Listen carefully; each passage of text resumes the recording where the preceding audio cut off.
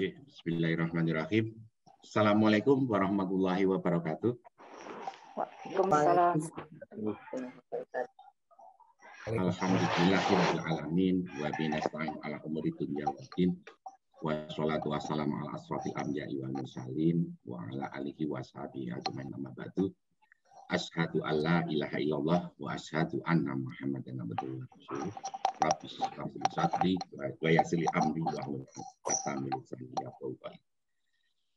Yang terhormat dan yang kami hormati Ustaz Abdus Setiawan dari pengajian Ridha Allah Indonesia. Terima kasih Ustaz Abdus sudah berkenan untuk bisa kembali hadir di Zoom kami Zoom Sabtu pagi pengajiannya DMGAD. Ini adalah kali yang kedua Ustaz Abdus berkenan untuk bisa hadir di Zoom Sabtu pagi. Sekali lagi terima kasih Ustaz Abdus. Ya, sama-sama. Berikutnya yang kami hormati Bapak-bapak, Ibu-ibu jamaah Zoomiyah yang insya Allah dirahmati Allah. Terima kasih kembali kami haturkan atas kehadiran panjenengan di Yom Sabtu pagi pada pagi hari ini. Alhamdulillahirabbil alamin, puji syukur kita panjatkan kehadiran Allah Subhanahu wa taala atas limpahan rahmat, taufik, hidayah dan inayahnya. Maka di pagi hari yang cerah ini kita diberikan kesehatan, keberkahan, diberikan umur yang panjang, diberikan kesempatan sehingga bisa bergabung di Yom Sabtu pagi pengajian DMGAD. Sholawat serta salam tak lupa tercurah kepada junjungan kita Nabi Agung Muhammad Sallallahu Alaihi Wasallam, keluarga dan sahabat-sahabatnya yang telah memberikan manfaat dan syafaatnya kepada kita umat manusia sampai di hari akhir nanti. Bapak Ibu yang kami hormati, marilah pengajian di pagi hari ini kita buka bersama-sama dengan membaca basmalah. Bismillahirrahmanirrahim. Untuk selanjutnya monggo seperti biasa kita tadarus nggih. Pagi hari ini kita akan membaca surat Al-Insyirah yaitu surat ke-94 ayatnya dari 1 sampai ke 8. Saya yakin ini sudah pada banyak yang hafal. Sudah, saya tunggu sebentar. Suratnya ke-94 ya. Kalau sudah, pagi hari ini tadarus akan dipimpin oleh Bu Hajah Diah dan Bu Hajah Tutu. Monggo Bu Hajah Diah, waktu kami persilakan. Assalamualaikum warahmatullahi wabarakatuh. Waalaikumsalam. A'udzu billahi minasyaitonir rajim. Bismillahirrahmanirrahim. Alam nashrah laka sadrak wa wada'na anka wizrak alladhi anqadha dhahrak wa rafa'na laka dhikrak wa inna ma'al usri yusran inna ma'al usri yusra fa idza faraghta fansab wa ila rabbika farghab.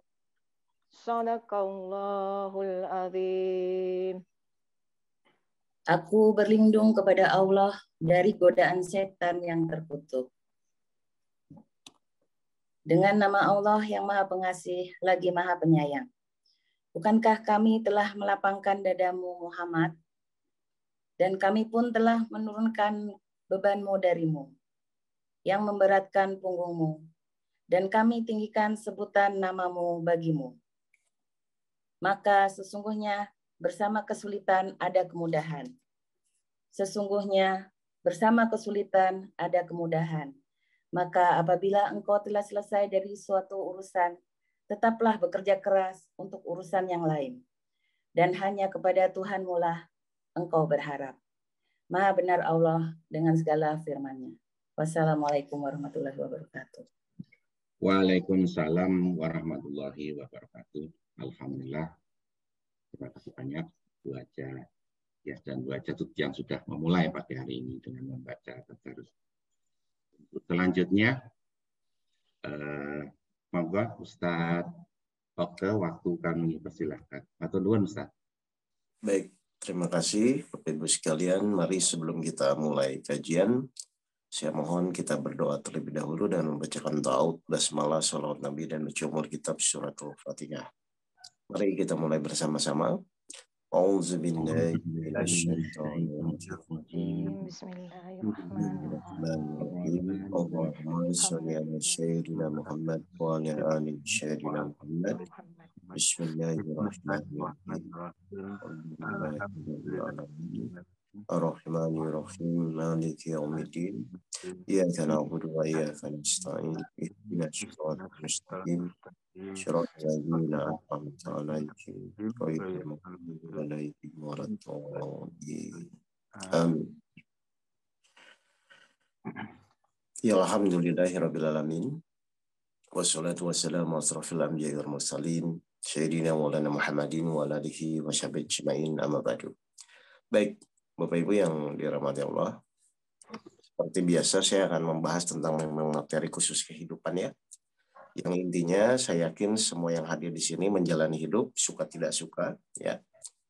Lalu pilihannya di dalam menjalani hidup itu ada yang bahagia, ada yang menderita. Itu pilihannya Bapak Ibu. Karena intinya kemarin sebelumnya saya sudah sampaikan bahwa setiap manusia itu ya ditanda kutip dipaksa Allah untuk menjalani kehidupannya. Toh lahir tidak minta, mati pun tidak minta. Tapi ternyata kenyataannya dalam setiap kehidupan, ya, dalam setiap perjalanan itu manusia diberikan yang namanya permasalahan atau ujian kehidupan, yang intinya Bapak Ibu harus menjalani. Mau sabar, tidak sabar pun, tetap Bapak Ibu harus menjalani sebagai suatu proses kehidupan. Setuju ya? Baik. Mungkin yang harus Bapak Ibu pahami dulu, berarti siapa nih? Pak Winengku aja yang jadi TikTok saya ya? Siap. Baik. Jadi begini, coba kita diskusi sebentar di pagi ini ya, supaya lebih fresh. Berarti kita setuju ya, Pak Weneko ya, bahwa semua manusia dipaksa menjalani hidup. Betul? Setuju. Ya. Dengan berbagai macam kegiatan yang sekarang Bapak Ibu jalani. Nah, pertanyaan kedua sekarang. Tujuannya kita menjalani hidup itu untuk apa sih Bapak Ibu? Coba bebas saja Pak jawabnya. Nggak usah ada beban. Tujuannya menjalani hidup supaya selamat dunia akhirat bahagia. Jadi semua cita-cita semua yang hadir di sini adalah di dalam menjalani hidupnya ingin bahagia dunia dan akhirat.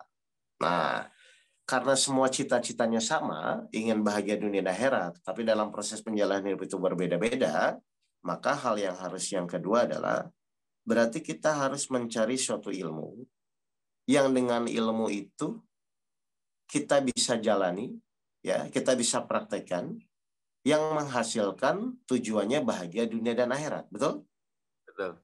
Nah, berarti ilmu apa? Ya ilmu untuk menjalani hidup, kan begitu? Nah, sedangkan di dalam menjalani hidup, Bapak Ibu pasti tidak akan terlepas dari yang namanya kejadian kehidupan. Atau namanya ujian, teguran, musibah, itu kan proses kejadian yang memang kita alami ya sehari-hari ya Bapak Ibu ya. Berarti kalau kita diberikan ujian, salah satu fungsinya adalah kita harus belajar ilmu yang mana di mana ketika Allah menguji itu kita mengerti bahwa oh langkah demi langkah itu harus seperti apa di dalam menjalani permasalahan kehidupan. Kan begitu? Ya. Nah, sekarang coba bantu saya dulu sebentar. Kita buka surat 7 ayat 203. Sebelum nanti kita baca ke yang tadi dibaca ya, Al-Insyirah itu ya. Kita tadabur ya, Pak. Tadabur itu hanya membaca, tidak menafsirkan secara detail ya, tapi hanya membaca teksnya dalam Al-Qur'annya. Surat 7 ayat 203. Surat 7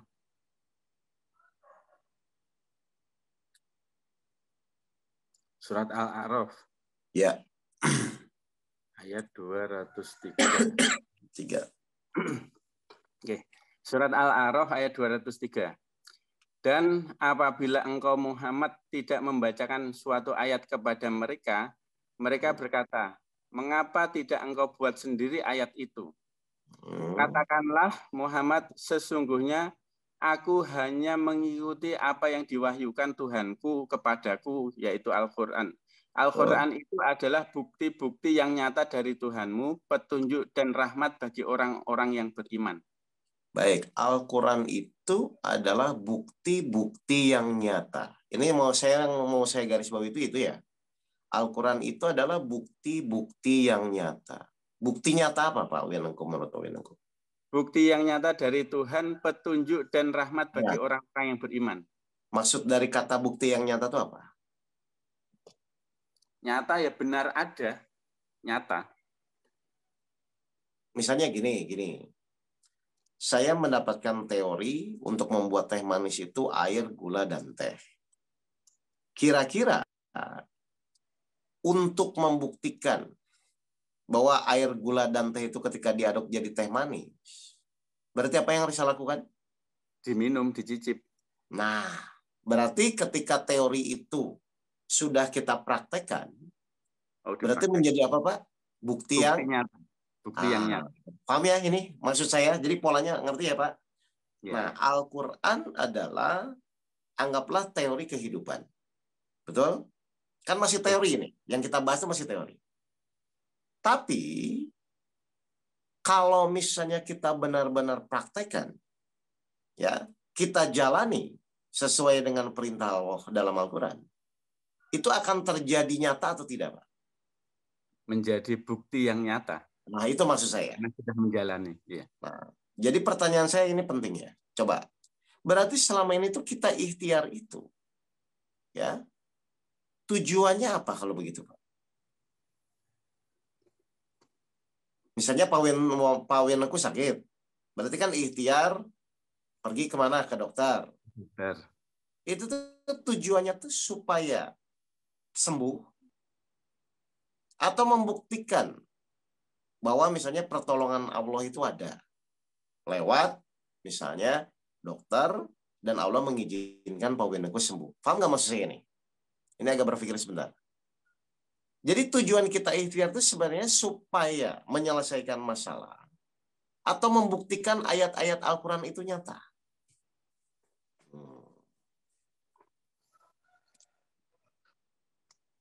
Coba saya ingin bergeser sebentar. Ayo, secara umum orang berikhtiar itu untuk menyelesaikan masalah atau membuktikan janji-janji Allah di dalam Al-Quran bahwa Al-Quran itu nyata. Menurut pemahaman tadi aja. Ya, secara umum biasanya untuk berikhtiar untuk menyelesaikan masalah, Ustadz. Tapi kalau dari yang tadi disampaikan, bukti yang nyata dari Tuhanmu, petunjuk dan rahmat bagi orang yang beriman. Jadi sebenarnya Bapak Ibu disuruh menjalani hidup itu apa? Salah satunya kalau gitu. Dari pembahasan yang kita bahas. Kita dipaksa menjalani hidup itu kan untuk membuktikan janji-janji Allah di dalam Al-Quran ya kepada kita semua, sehingga ketika itu nanti terbukti, otomatis kita akan semakin yakin ya terhadap janji-janji Allah di dalam Al-Quran. Salah satunya tadi di surat Al-Insyirah. Coba dibuka lagi surat Al-Insyirah ayat 94 ayat 5 dan 6 aja. 5 dan 6 saja.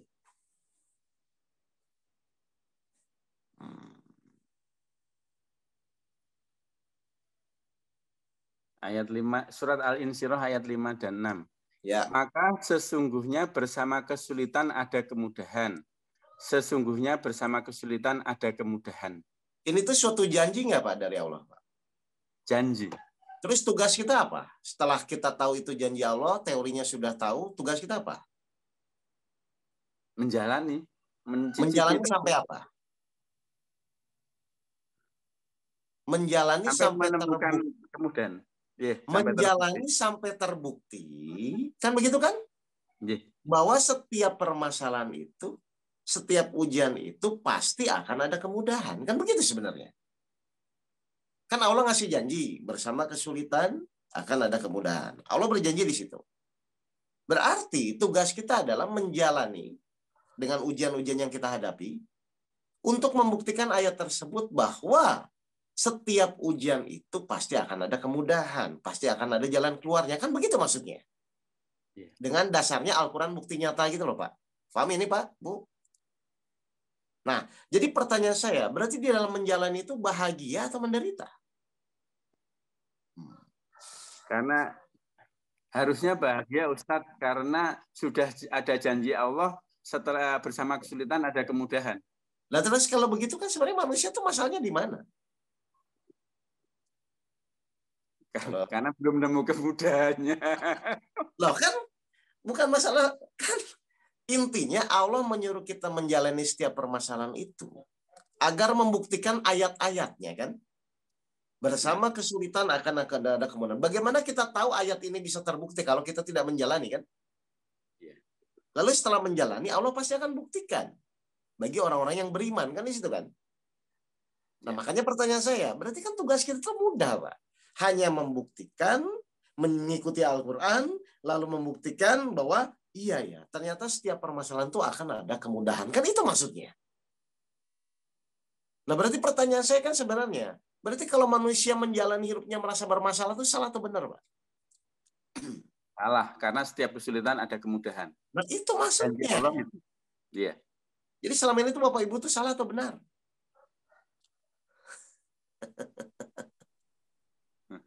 Sabar. Kan teori dibuat, ya Al-Quran diturunkan kepada kita itu maksudnya membuktikan janji-janji Allah di dalam Al-Quran. Salah satunya di surat Al-Insyirah adalah bersama kesulitan akan ada kemudahan. Bagaimana kita bisa meyakini ayat itu kalau tidak membuktikan? Kan begitu kan? Iya. Jadi tugas kita tuh ikhtiar itu Bapak Ibu membuktikan janji-janji Allah di dalam Al-Quran tuh bahwa itu pasti benar. Setelah terbukti, berarti efeknya kepada kita tuh semakin yakin atau semakin khawatir? Semakin yakin. Semakin yakin. Itu yang diinginkan Allah. Karena tujuan Allah menguji itu untuk meningkatkan keyakinan. Lewat apa? Lewat ujian masyarakat yang Bapak Ibu hadapi. Bapak Ibu yakini Al-Qurannya, jalani praktekkan, maka insya Allah akan terbukti. Jadi pertanyaannya, jadi selama ini tuh yang dikhawatirkan, yang dipusingkan tuh apa?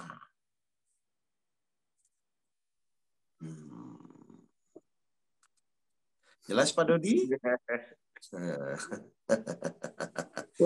Manusia kurang bersabar.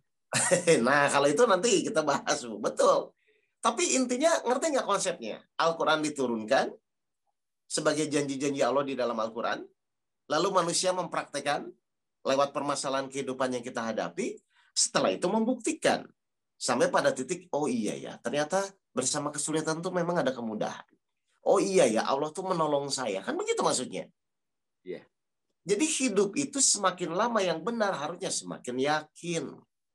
Bukan semakin pusing.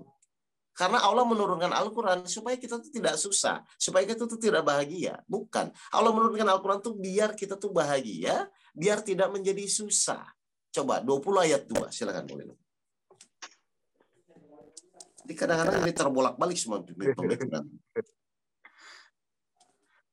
Surat 20, surat Toha, ayat 2. Kami tidak menurunkan Al-Quran ini kepadamu Muhammad agar engkau menjadi susah. Ayo, betul nggak ini? Jadi kalau Bapak Ibu hidup sekarang masih susah, memalukan Allah nggak Pak? Iya. Karena tujuan Allah menurunkan Al-Quran itu maksudnya ini teori Bapak Ibu jalani dan dibuktikan. Akhirnya semakin yakin kepada Allah. Ketika semakin yakin, insya Allah hidupnya semakin bahagia sesuai dengan cita-cita dan tujuan Bapak Ibu bersama-sama tadi. Benar nggak orang beriman itu bahagia? 13 ayat 29. Silakan. Surat 13, surat Al-A'raf ayat 29. Ya, benar nggak orang beriman itu bahagia?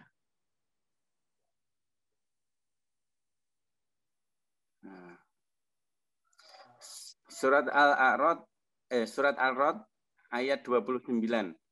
Orang-orang yang beriman dan mengerjakan kebajikan, mereka mendapat kebahagiaan dan tempat kembali yang baik. Nah, jadi tujuannya kenapa Allah suruh membuktikan manusia itu, agar setelah terbuktikan imannya meningkat. Betul, Pak? Ketika iman semakin meningkat, Allah berikan namanya kebahagiaan. Dan tujuan kita pun ingin bahagia.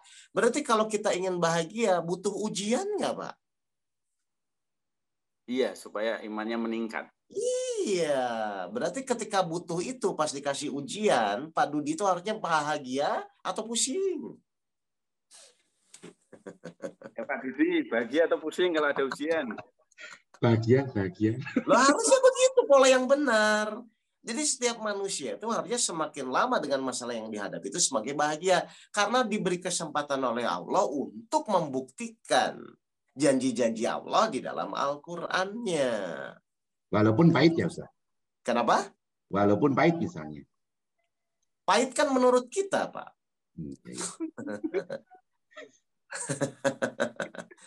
Coba, Allah punya niat yang membuat kita pahit nggak? Nggak ada. Coba, kalau kita menganggap pahit itu salah kita atau salah Allah? 10 ayat 44. Surat Yunus ayat 44. Ya, silakan. Sesungguhnya Allah tidak menzolimi manusia sedikit pun, tetapi manusia itulah yang menzolimi dirinya sendiri. Jadi kalau Bapak menganggap pahit itu dari Allah atau dari diri kita, Pak? Dari kita. Nah, dasarnya Allah tidak ingin menzalimi seseorang kok. Nah, makanya kita belajar ilmu di dalam Al-Quran itu supaya jangan salah persepsi. Tujuan Allah memberikan ujian itu niatnya baik, kita anggap itu sebagai suatu penderitaan. Ini kan salah. Makanya fungsinya Al-Quran sebagai petunjuk hidup itu seperti ini. Agar Bapak Ibu jangan salah berprasangka kepada Allah. Kan begitu kan? Kayak Bapak lah punya anak. Bapak niatnya baik kepada anaknya, tapi anaknya anggap itu sebagai suatu misalnya penderitaan, kan jadi nggak pas juga ini. Nah, jangan-jangan saya takutnya Bapak Ibu sering berprasangka yang konsep pola berpikirnya sudah seperti itu. Kira-kira ada nggak manusia yang pusing, yang bingung kalau pola berpikirnya dari awal sudah dibentuk seperti itu? Tidak ada. Tinggal sekarang di dalam menjalaninya, kan begitu aja kan? Sabar atau tidak sabar, kan begitu? Iya. Setuju, Pak? Nah, dan memang Allah pun menyuruh kita di dalam menjalani proses ujian yang Allah beri, itu memang harus bersabar. Nanti saya kupas kenapa harus bersabar, itu kan panjangnya. Coba, 10 ayat 109. Silakan.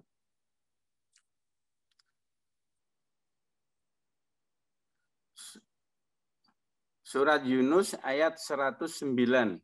Ya. Dan ikutilah apa yang diwahyukan kepadamu dan bersabarlah hingga Allah memberi keputusan. Dialah hakim yang terbaik. Jadi di dalam proses menjalani ujian tersebut, kan begitu kan, Pak? Sampai janji-janji Allah terbukti itu, manusia dituntut harus menjadi sabar. Kan begitu aja kan, Pak? Berarti orang bermasalah itu kenapa, Pak, kalau begitu? Karena nggak sabar. Nah, udah selesai. Untuk menunggu janji-janji Allah. Nah, makanya kan di situ perlu iman dan sabar kan? Jadi kalau bapak-bapak ibu bermasalah selama ini, cuma satu, karena nggak sabar aja. Padahal sabar perintah Allah bukan, Pak? Ya, perintah Allah. Perintah Allah. Lah kalau perintah Allah harusnya kita jalani atau kita tolak? Harus dijalani. Terus kenapa tolak-tolak? Kan gitu aja sebenarnya. Oke, apa? Nih. Coba dibacakan. Apa pertanyaannya? Pertanyaannya, Om Dudi. Dari chat. Ini ada pertanyaan dari Jeng Afifah. Silakan. Boleh tanya mengenai bahagia itu sebenarnya apa ya? Katanya bahagia itu pilihan gitu loh, Ustaz. Baik, sekarang saya mau nanya dulu ke Pak Ustadz Dudi nih. Atau ke Mbak Afifah aja. Oh ya, udah. Semua aja ya, semua ya. Tapi Pak Winengko diam dulu, kayaknya Pak Winengko tahu. Ya, diam dulu ya Pak Winengko ya. Yang baru ketemu saya saja. Menurut Bapak Ibu itu definisi bahagia itu apa? Itu aja dulu. Bahagia adalah, jangan-jangan nggak tahu nih. Mau kebayin. Yang bertanya. Saya nanya ya. Ya silakan. Makanya nanti saya jawab dulu. Maksudnya kan kita harus tahu dulu. orang ingin bahagia. Tapi ketika saya tanya, bahagia adalah, nah itu bingung. Ya awalnya sih saya menduga bahwa bahagia itu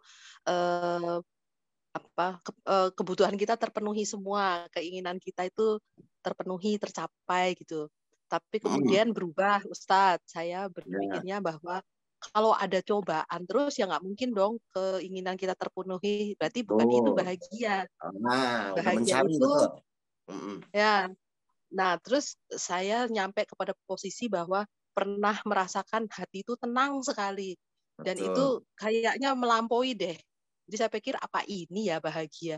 Tapi untuk nyampe ke situ tuh saya nggak tahu jalannya karena itu tiba-tiba hadir gitu loh, Ustaz. Ya, jadi saya tanya dulu ya, definisi.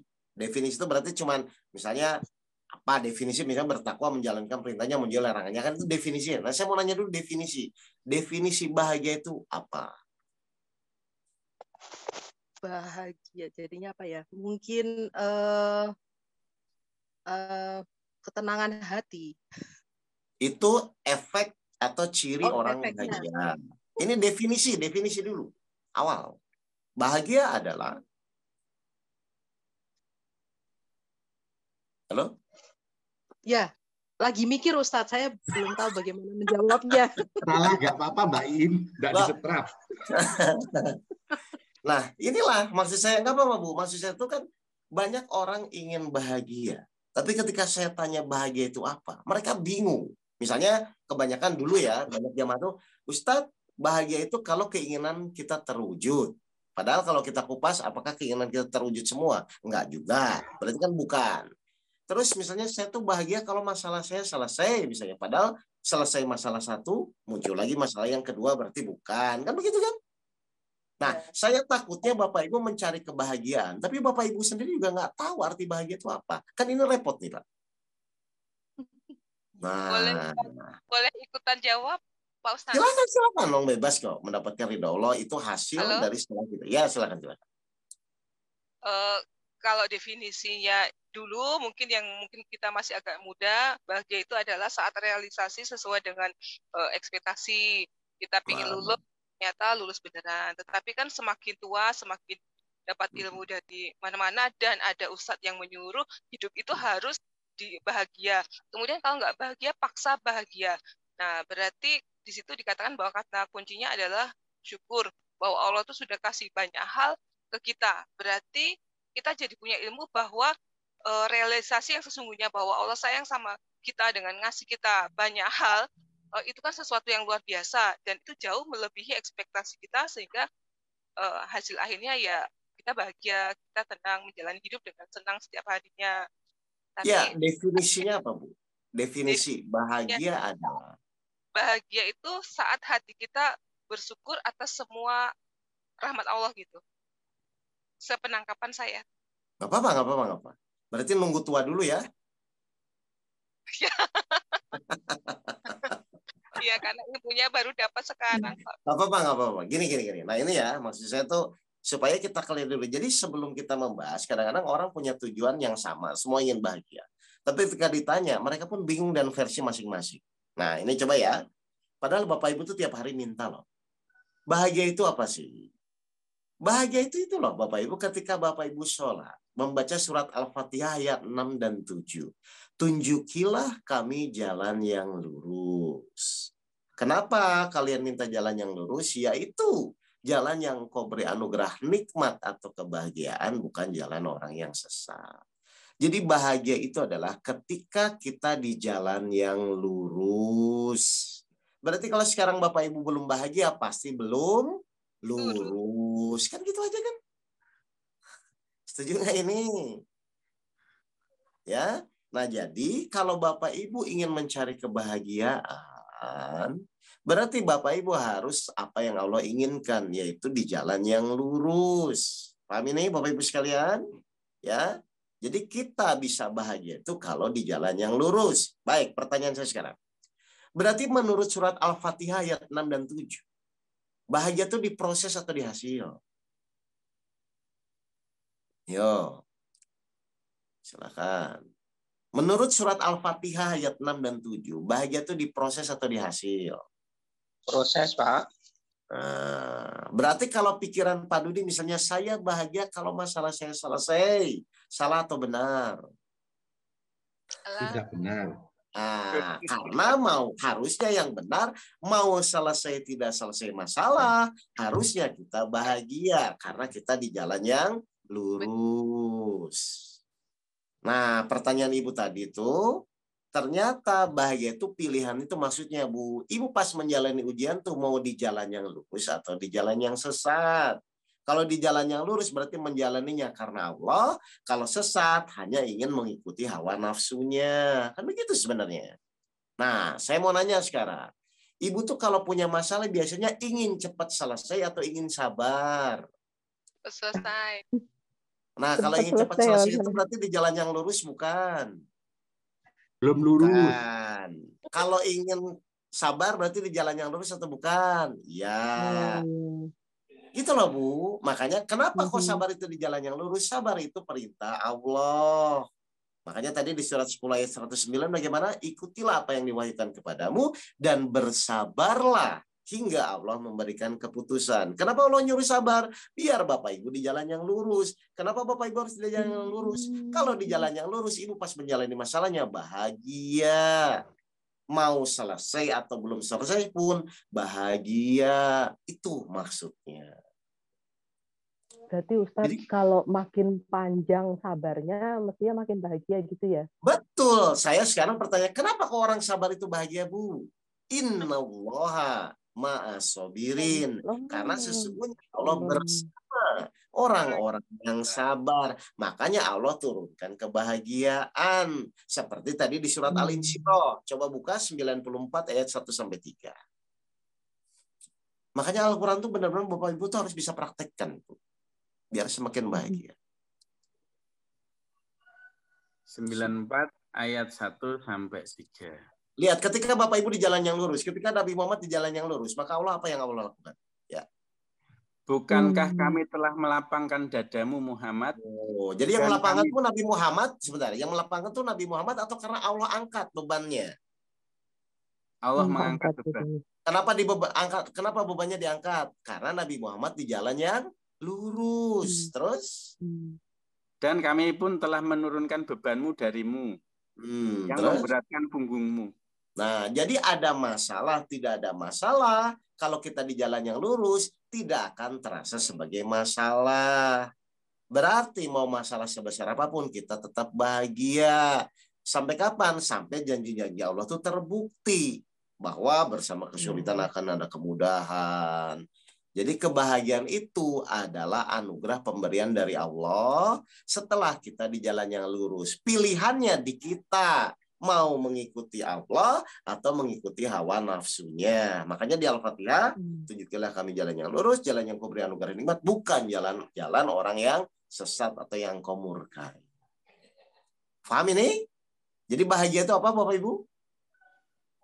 Berada di jalan yang lurus. Berada di jalan yang lurus. Berarti kalau sekarang Bapak Ibu belum bahagia, pasti belum lurus. Belum di jalan yang lurus. Ya. Walaupun lurus, mau ketemu lurusnya panjang ya Ustaz. Makanya Allah disuruh sabar. Kalau pendek, Bapak latihan sabarnya bagaimana? Belum lulus berarti. Nah, harusnya Bapak Ibu curiga, kenapa ya? Kok Allah paksa kita di jalan yang lurus dan harus sabar kan? Nih, 41 ayat 35. 41 ayat 35. Ya.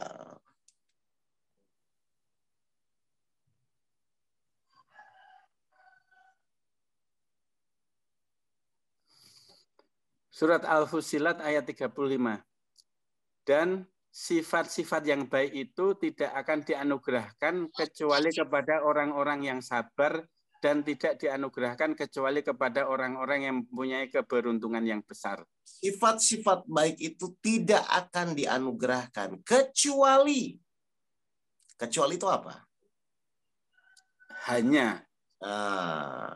Kecuali hanya kepada orang-orang yang sabar. Padahal saya mau nanya, Bapak Ibu di sini ngaku baik nggak? Sudah sabar? Belum.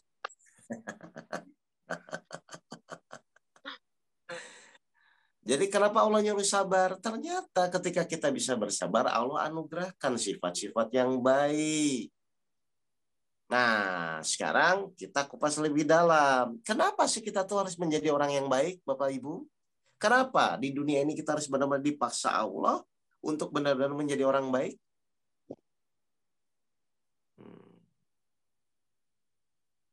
Karena sifat-sifat yang baik, kebiasaan baik itu adalah kebiasaan penduduk surga. Jadi Bapak Ibu tuh di training dulu di dunia untuk menjadi kebiasaan baik. Nanti pas masuk surga nggak kaget. Karena di sana nggak ada orang yang nggak baik, semuanya orangnya baik. Jangan-jangan di sini Bapak Ibu nggak baik ingin masuk surga, di sana kaget. Loh kok nggak ada yang sama? Akhirnya keluar lagi. Jadi kenapa Bapak Ibu Allah ingin kita sabar? Ternyata mendidik diri kita agar menjadi jiwa yang baik. Karena jiwa yang baik, sifat yang baik, kebiasaan penduduk surga. Itulah Bapak Ibu. Makanya salah satu syarat masuk surga, silakan Pak Menko, surat 3 ayat 142.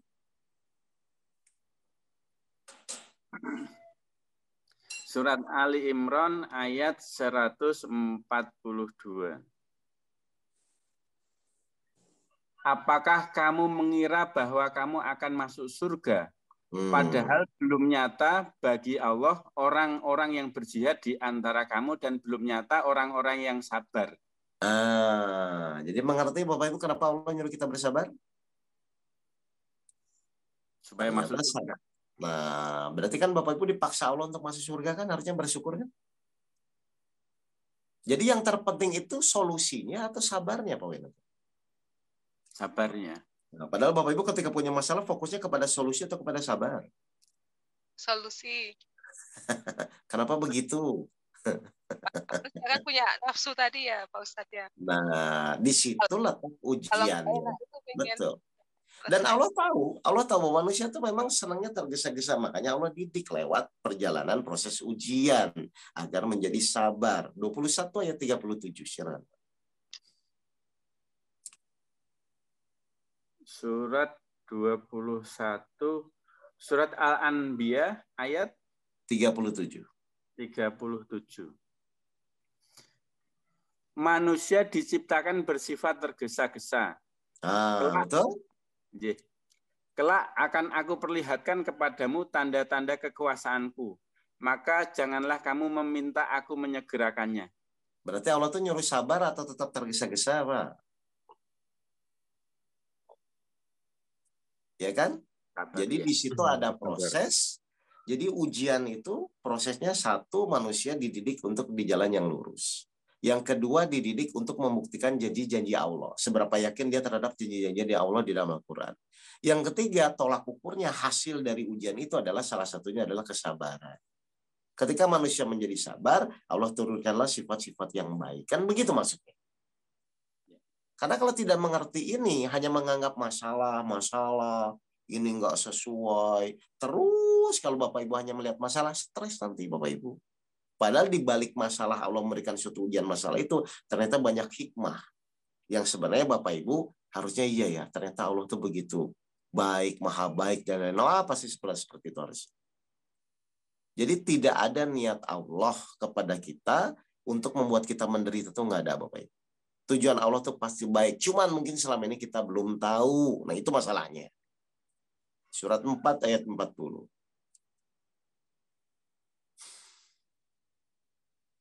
Surat An-Nisa ayat 40. Sungguh Allah tidak akan menzolimi seseorang walaupun sebesar zarah. Apa zarah itu Pak? Zarah itu sebesar atom, kecil sekali. Jadi ada nggak niatan Allah membuat menderita? Tidak. Berarti kalau manusia menderita itu salah atau benar? Salah. Selama ini Bapak Ibu bagaimana? Menderita.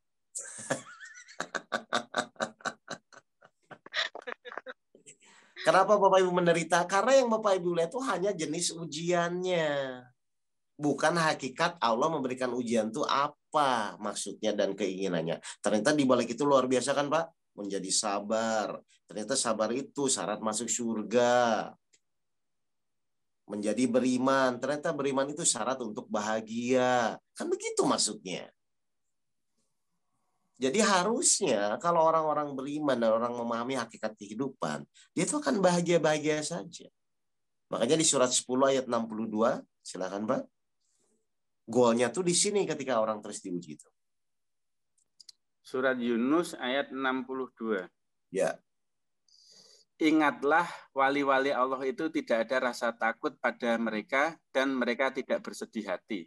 Kenapa Pak? Wali-wali Allah itu kenapa tidak ada rasa takut dan bersedih hati? Karena dia mengerti hakikatnya ketika Allah memberikan ujian itu untuk apa. Bukan untuk membuat dirinya menderita, bukan pusing dengan masalah ujiannya, jenis ujiannya. Dia mengerti bahwa ini kasih sayang Allah kepadanya, bahwa Allah menginginkan dia imannya meningkat, derajat keimanannya meningkat, menginginkan dia menjadi sabar. Itu loh maksudnya Bapak dan Ibu. Akhirnya Allah bukakan hatinya, lapangkan hatinya. Allah turunkan ketenangan ke dalam orang-orang beriman, orang-orang mukmin dan para wali-wali Allah. Surat 48 ayat 4. Begitu ceritanya. Surat Al-Fat ayat 4. Dialah yang telah menurunkan ketenangan ke dalam hati orang-orang mukmin untuk menambah keimanan atas keimanan mereka yang telah ada. Jadi ketika Bapak Ibu menjalani proses ujian dengan keimanan, kesabaran, dan yakin bahwa semua itu akan terbukti karena Allah berjanji, maka dalam proses perjalanan ujian itu Allah memberikan kebahagiaan. Kalau saat menjalani ujian sudah bahagia, kira-kira hasil apapun masalah nggak Pak? Ya. Tidak ada masalah. Nah, jadi Bapak Ibu tuh mau terus terjebak dengan jenis ujian atau meningkatkan pemahaman hakikat kehidupan? Ya, meningkatkan pemahaman hakikat kehidupan. Iyalah, kan kita udah dewasa semua kan di sini kan. Masa terjebak terus ke ujian, terus kapan bahagianya kalau gitu? Karena kita akan bahagia itu kalau sudah mulai memahami hakikat di balik ujian, bukan ujiannya.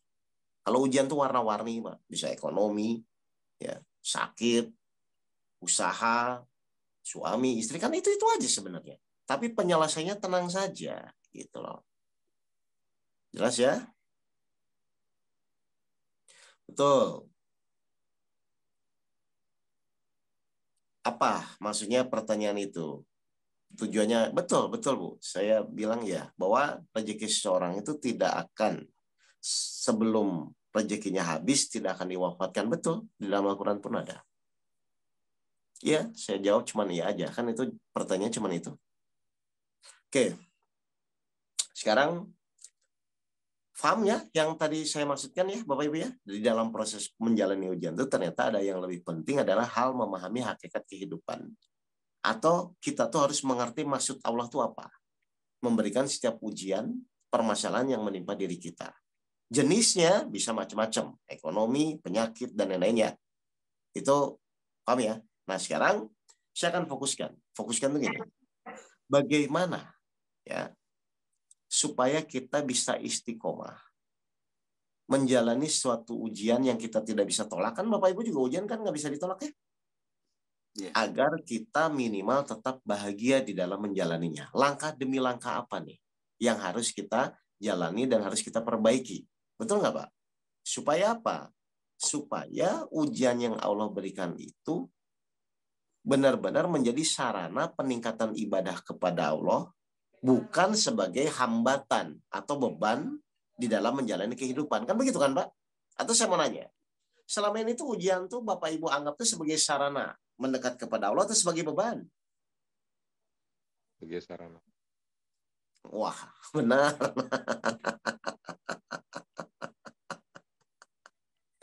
Baik, sekarang ya, kita mengupas dulu. Kenapa sih orang itu ketika diberikan masalah itu kok selalu menganggap ujian itu beban? Kan begitu ya Pak Menko ya? Nah, sekarang saya kasih analogi gampang aja. Gini, misalnya saya punya masalah. Terus ketika pusing sekali dengan masalah yang saya hadapi, terus Pak Menko bilang, sini Pak, saya selesaikan masalah. Nah, sekali. Lalu yang kedua saya punya masalah, Pak Menko selesaikan juga masalah saya. Kira-kira akhirnya ujung-ujungnya masalah itu jadi masalah nggak buat saya? Enggak, karena udah diselesaikan. Nah, masalah itu bukan jadi masalah buat saya karena bukan saya yang menyelesaikan, betul? Tapi karena Pak Winengku selalu menyelesaikan masalah saya, betul? Berarti kalau saya menganggap masalah itu lucu nggak, Pak? Enggak. Kalau saya menganggap itu masalah, lucu nggak? Padahal ujung-ujungnya Pak Winengku yang menyelesaikan.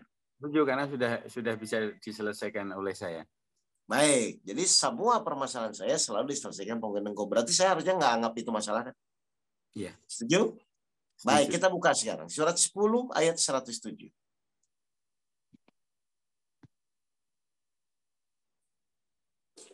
Surat Yunus ayat 107. Ya.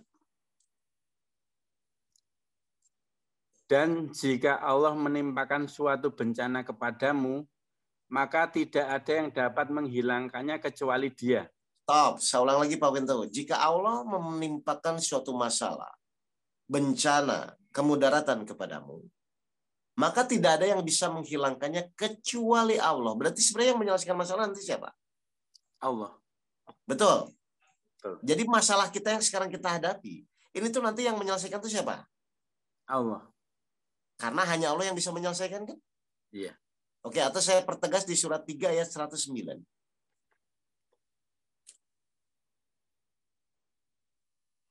Surat Ali Imran ayat 109. Ya. Dan milik Allah lah apa yang ada di langit dan apa yang ada di bumi, dan hanya kepada Allah segala urusan dikembalikan. Apa maksudnya? Menguatkan ayat yang tadi ya Pak, bahwa semua permasalahan yang Bapak Ibu pusing itu tetap nanti yang menyelesaikan Allah. Setuju ini? Setuju. Nah, kalau memang semuanya itu yang menyelesaikan Allah, terus masalah Bapak Ibu itu apa? Tidak ada.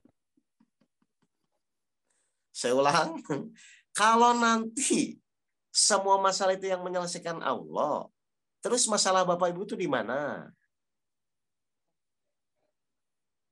Tidak ada. Halo? Silakan tolong dijawab dulu. Berarti Bapak Ibu bermasalah itu selama itu kenapa? Karena belum tahu ilmunya, Pak. Karena selama ini tuh Bapak Ibu menganggap Bapak Ibu yang akan menyelesaikan. Padahal semua permasalahan itu tetap nanti yang menyelesaikan Allah. Lewat apa? Lewat Bapak Ibu minta pertolongan kepada Allah. Dengan apa? Hai orang-orang yang beriman, jadikanlah sabar dan sholat sebagai penolongmu. Jadi Bapak Ibu disuruh menjalani masalah hidup itu, ikhtiar itu bukan untuk menyelesaikan masalah, untuk minta tolong kepada Allah. Kenapa harus minta tolong kepada Allah? Karena hanya Allah yang nanti menyelesaikan. Syaratnya apa? Beriman, sabar, dan sholat. Surat Al-Baqarah 153. Silakan mungkin. Ya ayyuhallazina amanu ista'inu bisabri wassalah innallaha ma'as-sabirin. Surat Al-Baqarah ayat 153. Ya.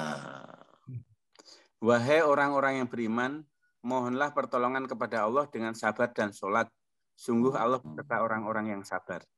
Jadi Bapak Ibu tuh maksudnya disuruh menjalani ikhtiar itu supaya Bapak Ibu minta tolong kepada Allah. Kenapa jadi ikhtiar ingin menyelesaikan masalahnya sendiri? Bapak Ibu tahu selipnya di mana ini?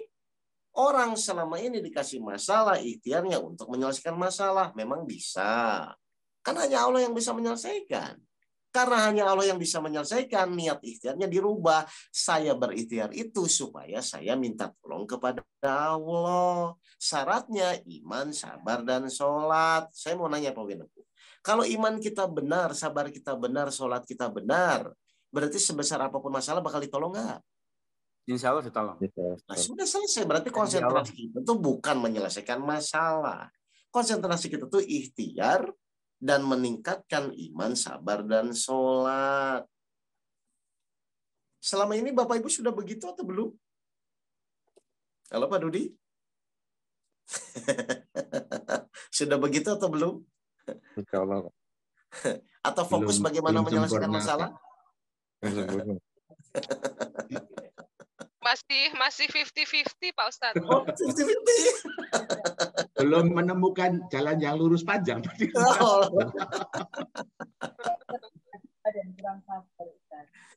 Ya, jadi Bapak Ibu awas ya. Jadi saya tuh melihat banyak jamaah itu bukan masalahnya sebenarnya, kesalahan pola berpikir di dalam memahami masalah itu.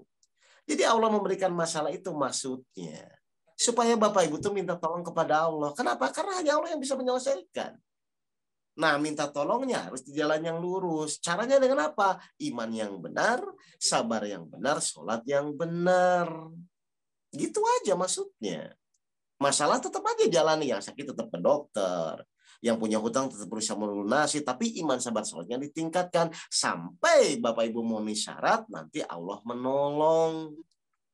Surat 3 ayat 160. Surat Ali Imran ayat 160.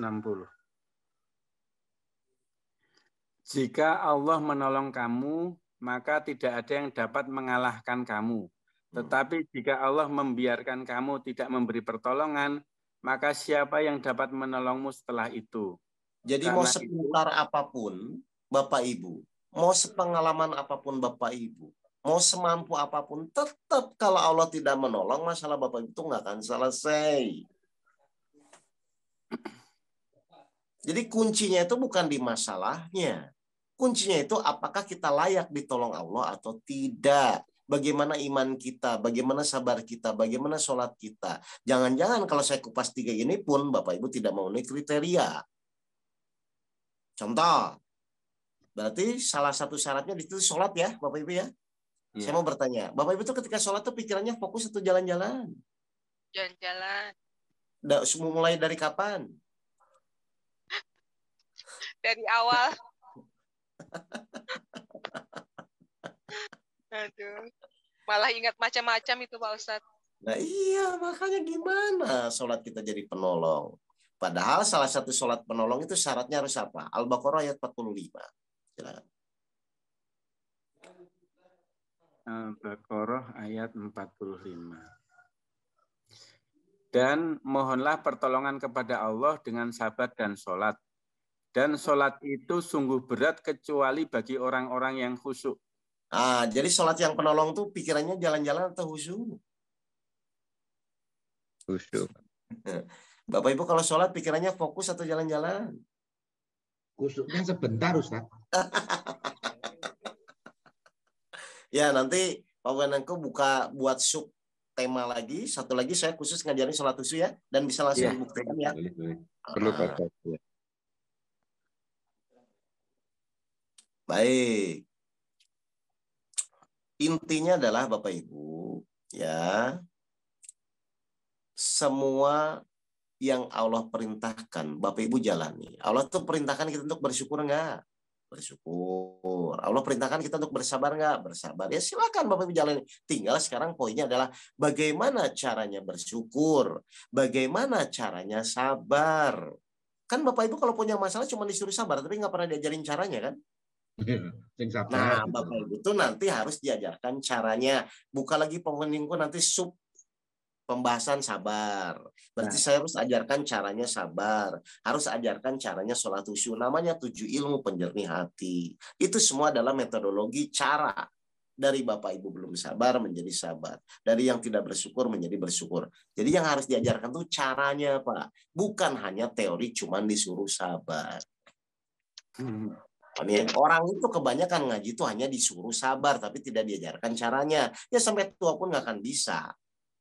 Seperti saya misalnya ingin nyetir mobil, tapi nggak pernah diajarkan starternya bagaimana, injak rem couplingnya bagaimana, yang akan bisa-bisa. Jadi yang terpenting Bapak Ibu, kalau Bapak Ibu disuruh bersyukur, bagaimana caranya? Kalau disuruh sabar, bagaimana caranya? Saya bukan orang sabar, ingin menjadi sabar, bagaimana caranya? Jadi yang terpenting caranya, metodologinya. Bukan hanya disuruh. Jangan-jangan Bapak Ibu bertonton ngaji cuma disuruh sabar ya? Disuruh sabar. Yang akan sabar-sabar dong Pak. Malah kita sabar yang dengerinnya jadi sabar terus. Paham ini Pak Dudi ya? Jadi arah pengajian saya ke arah praktik. Karena sudah saatnya kita tuh prakteknya gitu loh. Saya takutnya Bapak Ibu punya resep kue enak tapi nggak pernah praktek-praktek karena nggak pernah merasakan kuenya gitu loh Pak.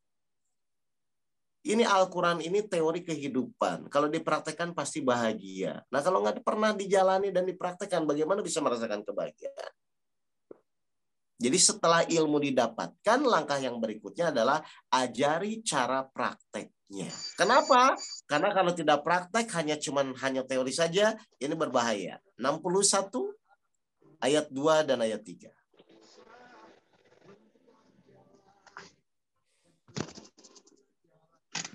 Surat As-Saff ayat 2 dan 3. Wahai orang-orang yang beriman, mengapa kamu mengatakan sesuatu yang tidak kamu kerjakan? Itu sangatlah dibenci di sisi Allah jika kamu mengatakan apa-apa yang tidak kamu kerjakan. Berarti Allah nyuruh apa, Pak? Nyuruh sabar. Mengerjakan. Praktek. Setelah mendapatkan teorinya, Bapak Ibu harus mulai belajar prakteknya. Bagaimana praktek sabar, latihannya seperti apa, tolok ukurnya seperti apa. Bagaimana praktek sholat khusyuk, latihannya bagaimana, tolok ukurnya seperti apa. Jadi semua ilmu itu akan bermanfaat kalau dipraktekkan. Setinggi apapun ilmunya, kalau nggak dipraktekkan, kira-kira percuma atau ada manfaatnya? Percuma, malah menjadi beban Bapak Ibu. Kebanyakan ilmu tapi tidak praktek. Nah, jelas? Makanya tadi saya jelaskan di awal, kita itu harus belajar ilmu untuk menjalani hidup. Yaitu ilmu yang dipraktekkan di dalam kehidupan kita sehari-hari. Sarannya supaya praktek, pasti Allah memberikan namanya materinya, sarananya adalah ujian. Jadi ujian itu untuk praktek ilmu yang udah Bapak Ibu pelajari selama ini. Misalnya Bapak Ibu ingin praktek sabar nih, berarti Bapak Ibu tuh perlu kejadian enak atau tidak enak kalau ingin sabar? Tidak enak, Pak. Tidak enak. Berarti pas dikasih kejadian tidak enak tuh senang atau emosi? Senang. Nah terus mau prakteknya bagaimana? Gitu. Atau ingin sabar langsung aja, nggak usah pakai kejadian tidak enak, langsung begitu? Ya nggak bisa lah. Ya, paham ini? Jadi kita akan belajar nanti praktek ya ke depannya ya, biar tidak hanya sebatas teori saja. Jaya Parik itu mengirimkan video. Itu dulu ya. Macam kabel, informasinya tuh ya, dipotong. Silakan, ada pertanyaan? Saya Ustaz. Silakan Pak Dudi. Pertanyaannya begini Ustaz. Mungkin kalau selama ini kita yang sama Allah sudah dikasih sedikit kelebihan lah. Nah itu kalau diuji sebentar saja sudah gerenengan, Rasulullah dan sebagainya. Nah ketika kita melihat orang-orang di sekitar kita yang nyun sewu, mereka itu susah dari kecil Ustaz. Itu kan kalau cuma sabar wis katam kan gitu loh. Cuma kok masih tetap begitu-begitu saja. Baik. Nah, itu gimana kita merasakannya gitu loh. Saya klarifikasi dulu ya Pak. Yang namanya sabar itu bukan diam Pak. Kalau diam itu namanya pasrah Pak. Sabar itu adalah dari awal sampai akhir. Kita tetap menjalani. Coba diulang lagi ayatnya Pak. Surat 10 ayat 109. Jadi banyak orang yang salah tafsir Pak. Sabar itu bukan diam Pak. Jadi setiap kejadian menimpa itu dari awal sampai akhir itu kita memang harus bersabar. Tapi bukan diam. 10 ayat 109. Coba Pak. 10 ayat 109. Ya. Dan ikutilah apa yang diwahyukan kepadamu dan bersabarlah hingga Allah memberi keputusan. Bersabarlah hingga. Bersabarlah hingga. Berarti dari awal sampai akhir atau dari awal aja? Jadi Pak Dudi diberikan suatu ujian. Dari awal menerima soal ujian sampai nanti keputusannya itu apa di ujian itu, Bapak Ibu proses itu sabar tuh harus ada di situ. Jadi sabar itu ya selalu menempel di dalam setiap ikhtiar kita. Saya mau nanya, Bapak kalau tidak sabar bisa nggak istiqomah? Nggak bisa. Ya bisa. Jadi kita bisa terus-menerus itu kan karena dasarnya dari kesabaran. Nabi Muhammad Pak, kalau tidak sabar itu udah nggak akan beres dia. Ya kan? Jadi namanya sabar itu bukan diam ya. Yang Bapak sampaikan itu pasrah. Jadi sabar itu malah melakukan secara terus-menerus dengan kemampuan di dalam setiap kejadian itu bisa tetap menerima takdir-takdirnya Allah dalam menjalani proses itu. Ya, nanti saya jelaskan secara detailnya soalnya. Paham ya, Pak Dudi? Baik. Bagus, ada pertanyaan lagi? Kalau tidak, Mbak Uti boleh bertanya, Mbak Uti. Nanti paling Pak Wenengku dispesifikan aja dari 7 ilmu itu apa dulu yang mau dibahas, misalnya sholat khusyuk dulu, bersabar dulu, atau ikhlas dulu, atau bersyukur dulu. Itu semua ada metodologinya. Nanti mungkin Pak Wenengku bisa jelaskan. Ya, baik Ustaz. Ya, supaya Ada yang kita ke bertanya, arah Ustaz? praktek nanti. Silakan. Mbak Diah, monggo. Belum. Oh, belum. Ya. Oh, di chat wes sih mau. Sabar dan syukur tadi sudah ya, Ustaz? Ya, intinya nanti itu semua akan saya jelaskan. Tapi secara metodologi ya, bukan lagi hanya pengertian, dalil hadis, itu sih kita sudah sering. Maksudnya itu how to-nya. Bagaimana sih caranya? Saya bukan orang sabar, ingin jadi sabar. Bagaimana caranya yang sholatnya pikiran jalan-jalan jadi fokus? Kan yang penting kita caranya. Setelah itu praktekkan. Sehingga apa? Terbukti. Setelah terbukti, ya udah bahagia, jalani kehidupan itu. Kan gitu aja kan Pak? Kan sebenarnya Pak, saya jelaskan ya. Saya mau nanya nih. Apapun masalah yang Bapak Ibu hadapi, kalau Allah menolong, beres nggak Pak? Beres, Pak. Nah terus kenapa tidak optimis bahwa Allah akan nolong? Coba 30 ayat 5 dan ayat 6.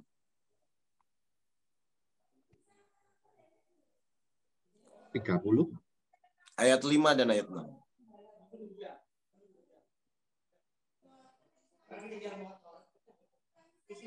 Arum ayat 5. Ya.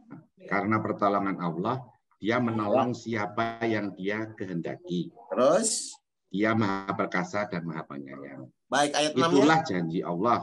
Apa kata Allah? Tidak akan menyalahi janjinya. Setuju nggak Dia ini? akan Terus? menolong.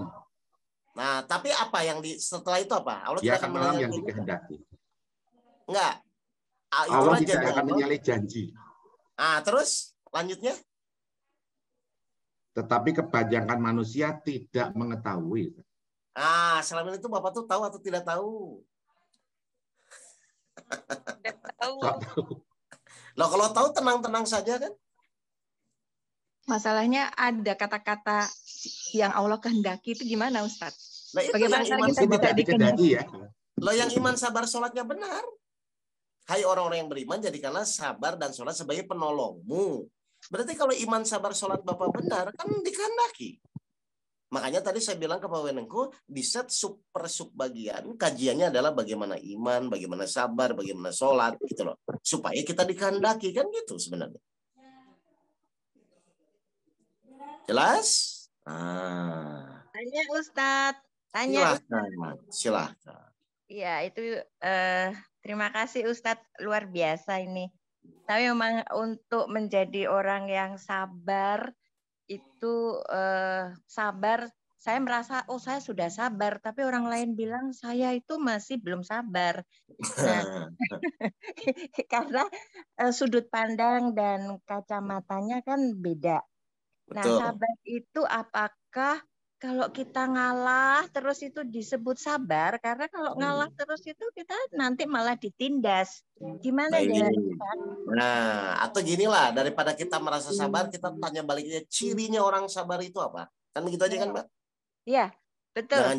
Jangan-jangan kita tidak termasuk ciri tapi merasa, kan repotin.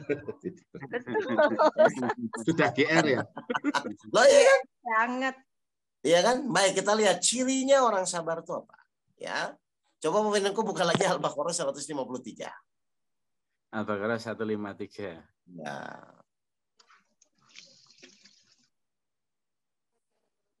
Wahai orang-orang yang beriman, mohonlah pertolongan kepada Allah dengan sabar dan sholat. Terus? Sungguh Allah beserta orang-orang yang sabar. Sungguh Allah beserta bersama orang-orang yang sabar. Saya mau menanya nih Bu, kalau kita bersama Allah tuh bahagia atau tidak? Bahagia. Kalau kita beserta Allah tuh bahagia atau tidak? Bahagia sekali. Kalau kita beserta Allah tuh kira-kira masalah selesai atau tidak? Selesai. Nah, sudah. Berarti kalau masalah ibu belum selesai-selesai, pasti Bapak Ibu belum sabar. Karena kalau sabar, masalahnya pasti selesai. Kenapa? Karena bersama Allah. Kalau Bapak Ibu belum bahagia, pasti belum sabar. Karena orang sabar itu pasti bahagia. Tinggal sekarang bagaimana caranya sabar yang bahagia, bagaimana sabar itu supaya bersama Allah. Nah itu nanti kita bahas. Karena ini masih pembukaan ini. Boleh nyambung nggak Ustadz untuk terkait dengan yang barusan Pak Ustadz ngendiko ini? Ya silakan. Ya, jadi terkait dengan sabar itu ada salah satu ustadz yang bilang kalau segala macam masalah kita dan kita sudah sabar, misalnya insya Allah itu belum selesai, maka ada akhirat tempat menyelesaikan semua hal itu. Gitu. Jadi kita disuruh jangan khawatir. Gini gitu. saya balik saja. Kalau ibu sudah sabar, masih mikir selesai atau tidak? Tidak sebenarnya. Ya sudah kalau gitu. Teorinya tidak. Kalau kita sudah sabar, masih berpikir selesai atau tidak? Tidak. Kalau kita sudah sabar, bahagia atau tidak? Bahagia. Padahal kita cari kebahagiaan atau cari masalah selesai? Bahagia. Ya sudah selesai. Selesai. Nanti saya jelaskan lebih detail di sub bagian sabar ya. Supaya Bapak Ibu akan paham. Tapi intinya adalah, sudahlah. Sekarang kita tuh semua, mohon maaf ya, umur terbatas ya. Kita sudah tua semua. Kalau kita tidak mendapatkan ilmu yang bisa langsung dipraktekkan, ini kan malah jadi buang-buang waktu lagi, Bapak Ibu. Jadi buat saya lebih baik sekarang kita cari ilmu. Yang ilmu itu langsung bisa dipraktekkan, hasilnya bahagia dunia dan akhirat. Mending gitu menurut saya. Kan kalau ilmu banyak, Pak. Dipelajari semua juga nggak akan selesai, Pak. Kita harus cari ilmu yang efektif, yang dengan ilmu itu kita bisa langsung praktekkan, hasilnya bahagia dunia dan akhirat. Sudah fokus dulu aja di situ. Gitu. Nah, nanti saya jelaskan namanya ilmu kehidupan. Subbagiannya 7 ilmu penjernih hati. Kan begitu aja. Ya. Supaya apa? Tolok ukurnya supaya semua mendapatkan. Semakin lama belajar, harusnya semakin bahagia, semakin sabar, semakin iman kita meningkat. Kan itu yang kita tuju semua. Nah, jelas ya? Jadi kalau sabar yang benar itu pasti hatinya bahagia. Kalau sabar yang benar itu pasti masalahnya terselesaikan. Karena Allah bersama orang-orang yang sabar. Ya, mungkin itu aja Pak Wenengku. Ya, terima kasih. Mohon maaf kalau ada kata-kata saya menyinggung. Bapak Ibu dimaafkan ini semuanya. Pak Dudi, Pak Wenengku, Bu Vivi ya.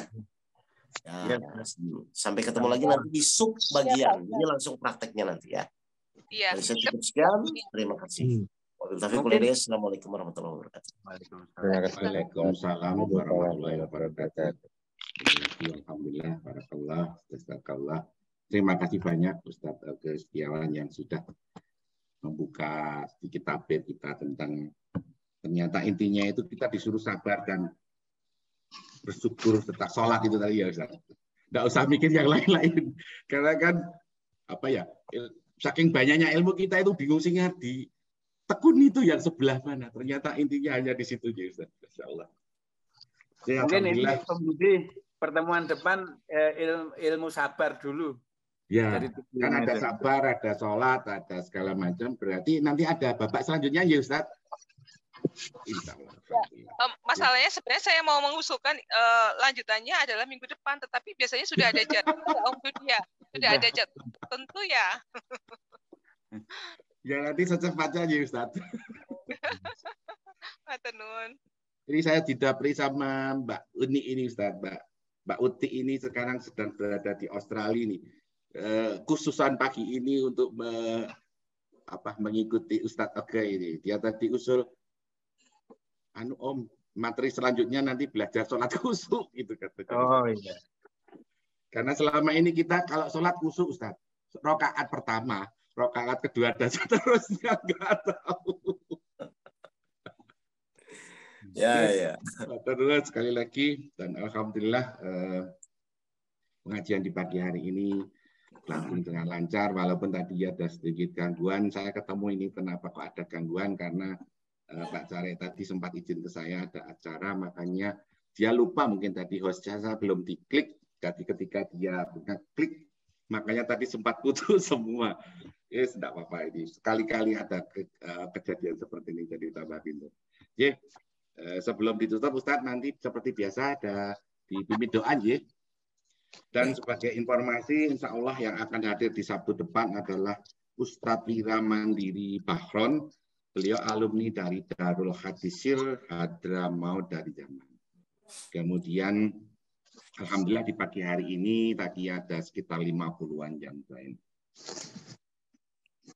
Oke, sebelum ditutup, monggo Ustadz Oke bisa dipimpin doanya nggih. Sekalian Ustadz mohon didoakan, mungkin banyak teman-teman kita yang sedang tidak sehat atau sakit pada kesempatan pagi ini Ustadz.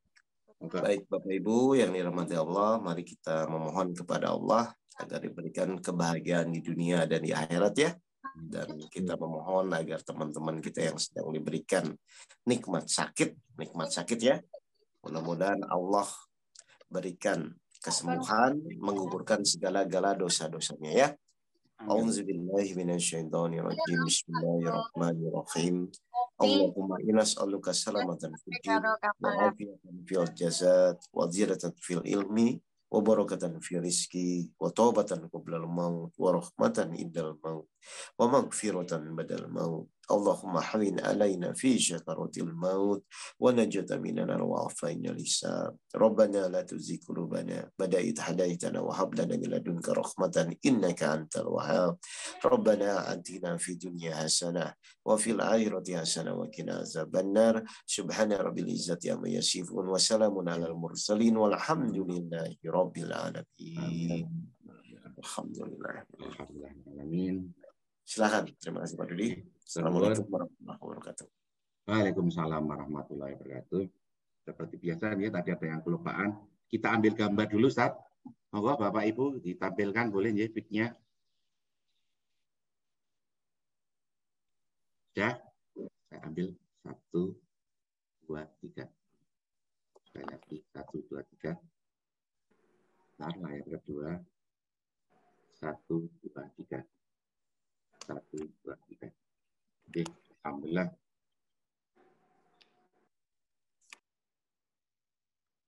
Oke, sekali lagi terima kasih banyak kepada Bapak Baik, saya pamit ya Pak. Ya, yes. Assalamualaikum warahmatullahi wabarakatuh. Waalaikumsalam.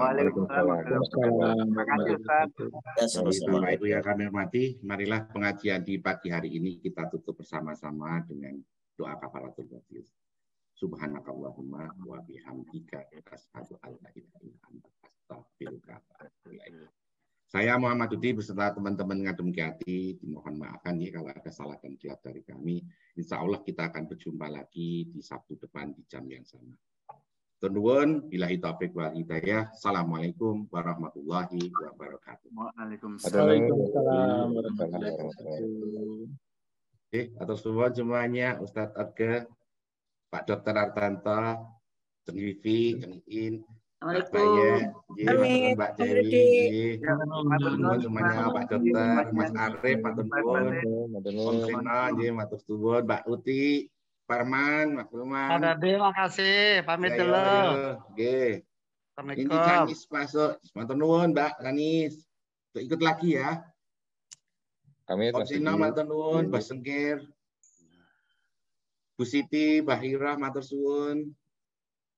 Anin, makasih Mbak Anin. Mbak Diana, Waalaikumsalam. Om Tanta, matur nuwun. Nggih, pamit. Salim. Nggih. Mbak Ita, matur suwun. Mbak Ratih, matur nuwun nggih. Sampai bertemu lagi. Mbak Uti, matur nuwun Mbak Uti. Pamit rumiyin Mas Dudi. Matur suwun Mas Arif. Assalamualaikum warahmatullahi wabarakatuh. Waalaikumsalam warahmatullahi wabarakatuh.